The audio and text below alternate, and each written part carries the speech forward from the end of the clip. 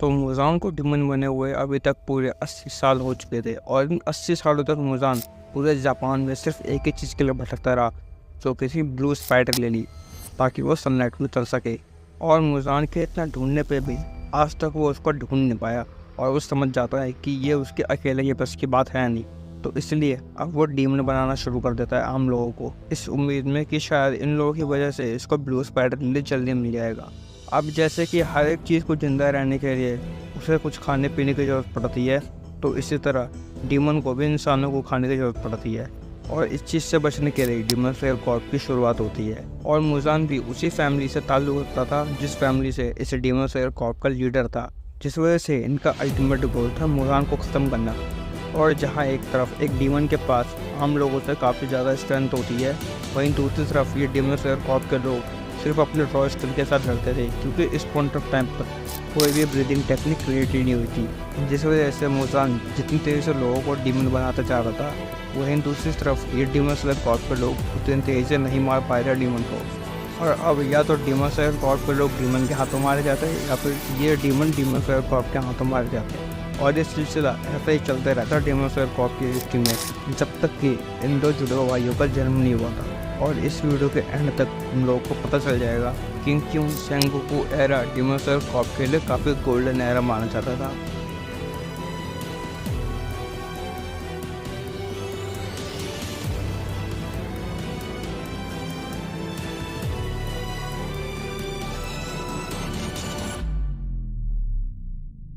जब इन दो जुड़वा भाइयों का जन्म होता है, तब उस टाइम में जुड़वा बच्चों का पैदा होना एक काफ़ी अनलकी माना जाता था, और बिकॉज ऑफ सक्सेसर कॉन्फ्लिक्ट, मतलब आगे जाके इनकी फैमिली को कौन लीड करेगा, इसमें कॉन्फ्लिक्ट आ सकता था।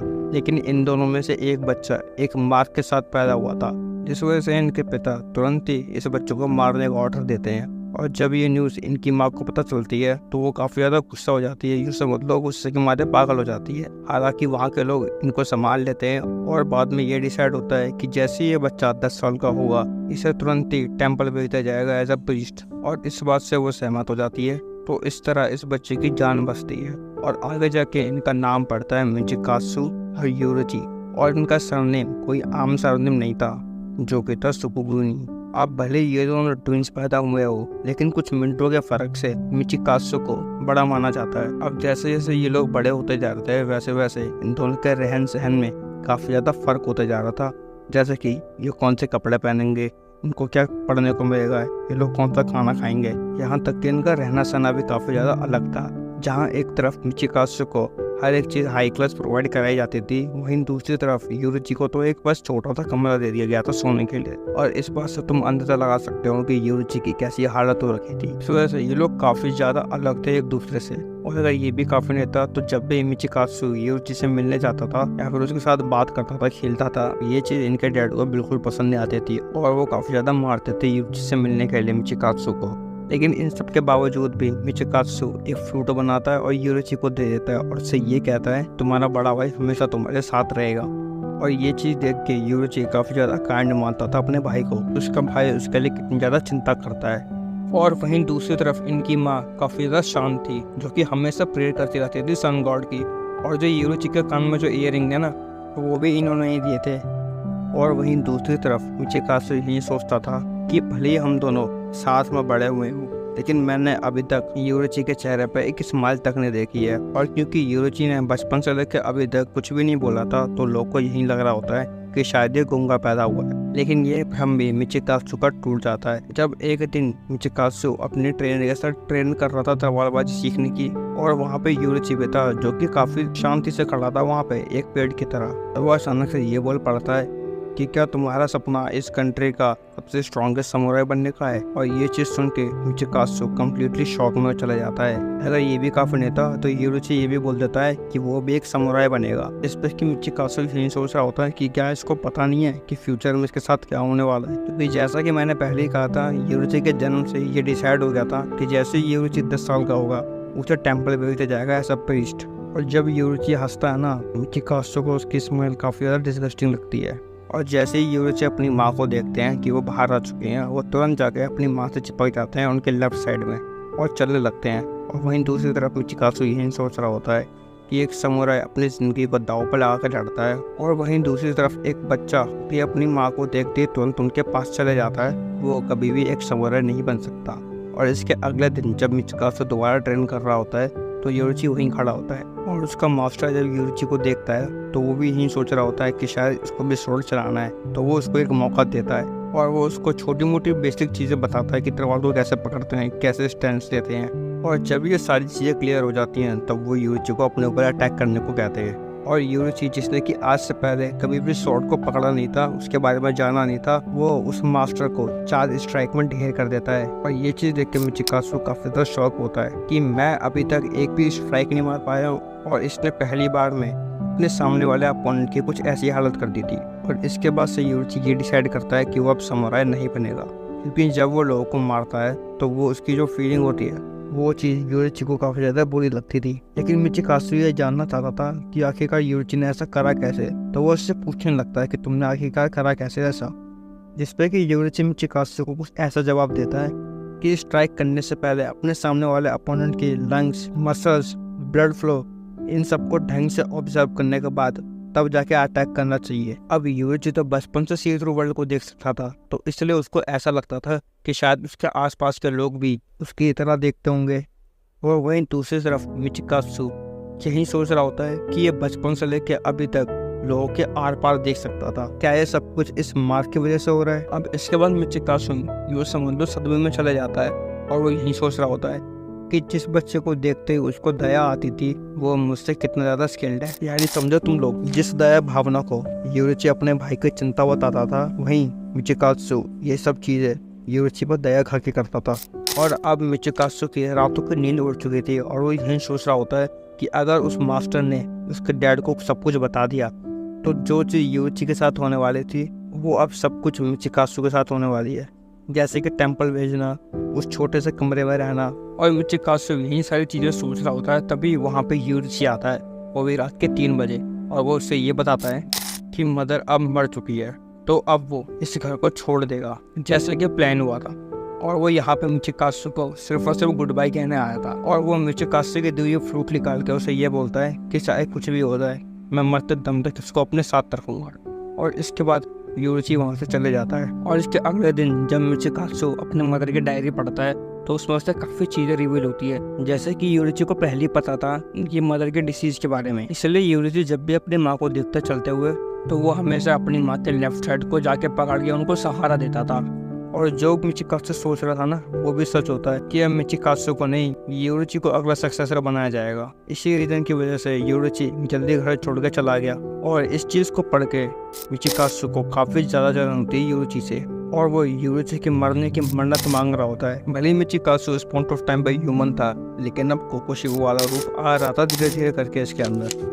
और योरुची के गायब होने के बाद इसके डैड इसको काफ़ी ज़्यादा ढूंढते हैं और वो मंदिर में भी जाते हैं जहाँ पे योरुची को भेजा जाने वाला था, लेकिन योरुची वहाँ पे भी नहीं मिलता उसको।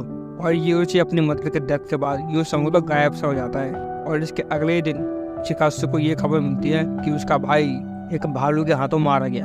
और ये चीज़ सुनकर मिचिकाज़ु को काफ़ी ज़्यादा रिलीफ मिलता है कि उसकी विश पूरी हुई। अब इसके बाद हम बात करें योरुची की, तो वो टेंपल इसलिए नहीं जाता क्योंकि उसे पता था कि अगर वो टेंपल गया तो उसका डैड उसको जरूर ढूंढते हुए यहाँ पे आ जाएंगे। अब उसको पता तो नहीं था कि उसे जाना कहाँ है, तो वो एक दिन एक रात दौड़ता रहता है लगातार, और इसके बावजूद भी इसको थकान महसूस नहीं होती है, वो भी इस एज में। अब भागते भागते योरुची एक जगह पहुँच जाता है जहाँ पे उसे एक लड़की दिखती है जो कि अराउंड उसी की एज की होती है, और वो बिना हिले डुले काफ़ी देर से खड़ी थी वहाँ पे अपने हाथ में बकेट लिए, जिसपे कि इवेंचुअली योरुची ये पूछता है कि तुम कर क्या रही हो, जिसमें वो लड़की रिप्लाई देते हुए ये बोलती है कि उसकी पूरी की पूरी फैमिली एक महामारी की कारण मारी गई है, जिस वजह से अब वो काफ़ी अकेली है। तो वो इन टेडपोल्स को अपने घर ले जाना चाहते हैं जो कि उनके बकेट में थे। और ये कहने के बाद वो दोबारा शांत होकर वहीं खड़ी हो जाती है। सुबह से शाम हो जाती है और वो लड़की उन टेडपोल्स को वापस पानी में छोड़ देती है। इस पर योरुची ये पूछता है कि क्या तुम इन्हें गंडे दे जाना चाहती? तो वो लड़की ये बोलती है कि नहीं, मैं इनको उनकी फैमिली से अलग नहीं करना चाहती।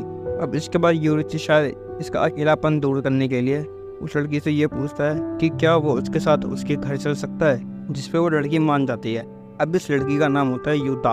अब जहाँ एक तरफ योरुची बिल्कुल शांत था, ज़्यादा बात नहीं करता था, कोई भी इमोशन नहीं दिखाता था, तो वहीं दूसरी तरफ वो लड़की सुबह से लेकर शाम तक सिर्फ बातें करती रहती थी। अब ये दोनों एक दूसरे से काफ़ी ज़्यादा घुल मिल जाते हैं और इनको साथ रहते रहते पूरे 10 साल हो जाते हैं। तो ये एक दूसरे से शादी कर लेते हैं और कुछ महीनों बाद यूटा प्रेग्नेंट भी हो जाती है। और जब यूटा की डिलीवरी के लास्ट मंथ चल रहे थे तो यूरिची मिडवाइफ को लेने के लिए निकल जाता है ताकि वो यूटा की डिलीवरी में उसकी हेल्प कर सके।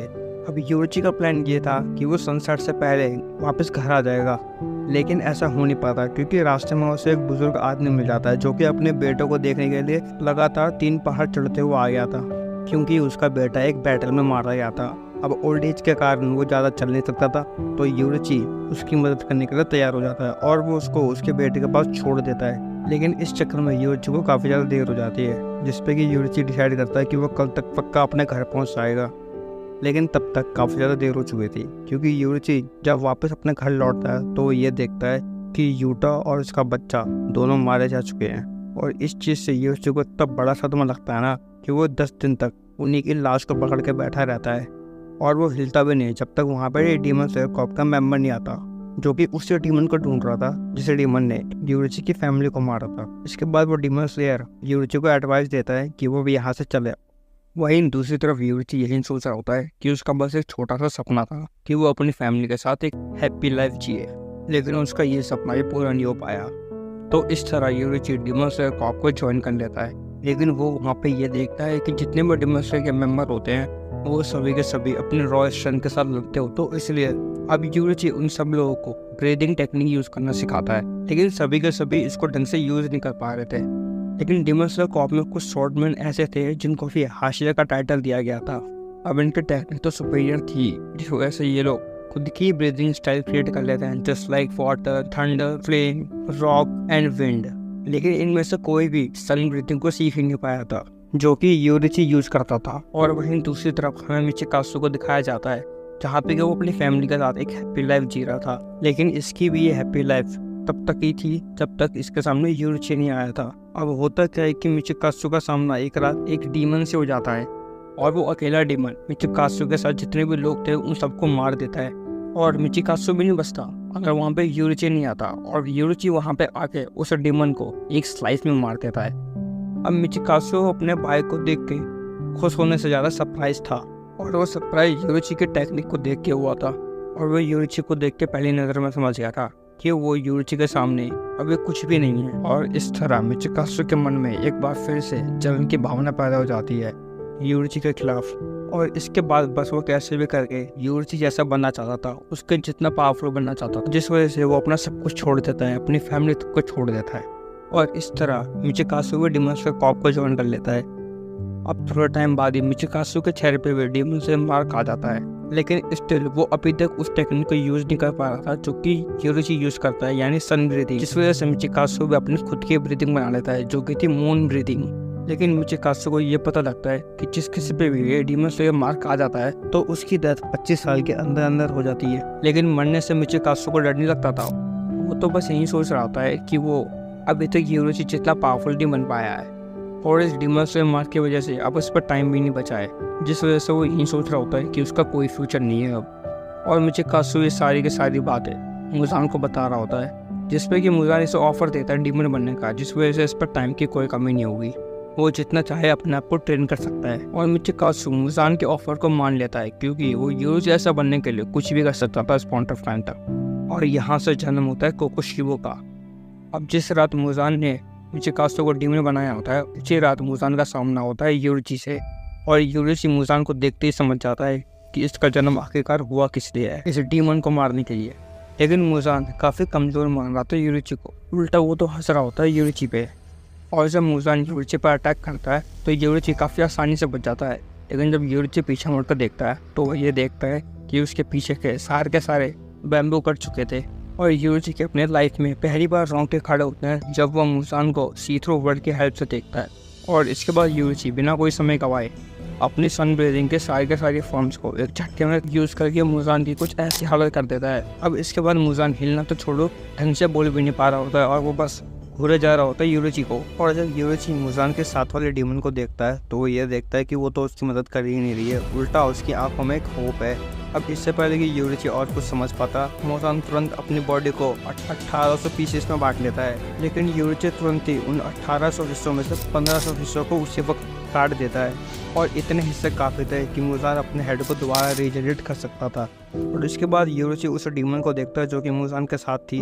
वो चिल्ला रही होती है कि तुम काफ़ी क्लोज थे मुजान को मारने में, और अब क्योंकि मुजान काफ़ी ज़्यादा कमज़ोर हो गया था तो इसलिए वो डीमन मुजान का नाम ले पाती है, और ये कोई आम बात नहीं है। इसके बाद वो डीमन अपना नाम बताती है यूरोची को, जो कि था तमायो। और तमायो यूरोची से ये कहती है कि जितना वो मुजान को जानती है उस हिसाब से मुजान अब तुम्हें कभी भी अपनी शक्ल नहीं दिखाएगा और वो तुम्हारे सामने तक नहीं आएगा जब तक तुम मर नहीं चाहते। अब इसके बाद तमायो यूरोची से ये कहती है कि वो उसकी मदद करना चाहती है मुजान को हराने में, जिस वजह से यूरोची उसे छोड़ देता है। अब इस तरह से यूरोची के साथ 3 बहुत गलत चीज़ें हो गई थी। पहला कि उसका भाई डीमन बन चुका था, दूसरा उसने तमायो को जाने दिया जिंदा, और तीसरा यूरोची मुजान को पूरी तरह ख़त्म नहीं कर पाया था। और जब ये सारी बातें डीमन स्लेयर हेडक्वार्टर में जाती है तो वहाँ के लोग काफ़ी ज़्यादा गुस्सा होते हैं यूरोची पे, और उसके भाई के डीमन बनने की वजह से उसे डीमन स्लेयर कॉर्प्स से डिसबैंड भी कर दिया गया था। और वो लोग तो यहाँ तक नहीं रुक रहे थे, वो तो यूरोची को मारना चाहते थे, लेकिन उस टाइम पर तो डीमन स्लेयर कॉर्प का लीडर था, वो इस बात से इनकार कर देता है। और यहाँ तक की कहानी यूरोची तांजिरो के एंसेस्टर को सुनाता था, और यूरोची जाते जाते उसको अपनी ईयरिंग दे जाता है, जिसपे कि तांजिरो का एंसेस्टर समझ जाता है कि यूरोची अब वापस कभी लौट के नहीं आएगा। अब इसके बाद हमें सीन दिखाया जाता है 60 साल बाद का, जहाँ पे कि कोकोशिबो कहीं पे जा रहा होता है तो वो रास्ते में एक ऐसी चीज़ देखता है जिस चीज़ से वो काफ़ी ज़्यादा शॉक होता है, और वो ये देखता है कि यूरोची अभी तक जिंदा है। और इतने सालों बाद मिलने पे भी वो यूरोची से सिर्फ एक ही चीज़ कहता है कि तुम आखिरकार जिंदा कैसे हो। इसके बाद यूरोची बिना कुछ कहे अपना स्टैंड लेता है, और एक ही स्लाइस में कोकोशिबो का गला ऑलमोस्ट अलग कर ही चुका होता है। और जब कोकोशिबो ये देखता है तो वो यही सोच रहा होता है कि अभी भी वो यूरोची के सामने कुछ भी नहीं है, और वो समझ चुका था कि अगर यूरोची ने अगला अटैक करा उस पर तो कोकोशिबो पक्का मरेगा। लेकिन अगला अटैक आता नहीं है क्योंकि यूरोची अपनी ओल्ड एज के कारण मर चुका था। लेकिन ये चीज़ कोकोशिबो को और भी ज़्यादा फ्रस्ट्रेटेड कर देती है, और वो यूरोची के डेड बॉडी पे ही अटैक कर देता है। लेकिन इसके बाद कोकोशिबो एक ऐसी चीज़ देखता है जिसको कि देखने के बाद कोकोशिबो पहली बार रोता है यूरोची के लिए। वो ये देखता है कि यूरोची ने अभी तक उसकी वो दी हुई बांसुरी अभी तक संभाल कर रखी है। वैसे क्या मैं तुमसे एक क्वेश्चन पूछ सकता हूँ? क्या तुम बता सकते हो मुझे कि इस टाइम पे कोकोशिबो की 6 आँख होने के बावजूद भी उसकी सिर्फ 3 आँखों से आंसू निकल रहे थे? और 400 साल बाद जब कोकोशिबो मरता है तो तुम जान के सरप्राइज हो जाओगे कि कोकोशिबो भी मरते दम तक उस बांसुरी को अपने साथ रखता है। पूरी फाइट इस वीडियो में कवर कर रखी है, अगर चाहो तो देख सकते हो।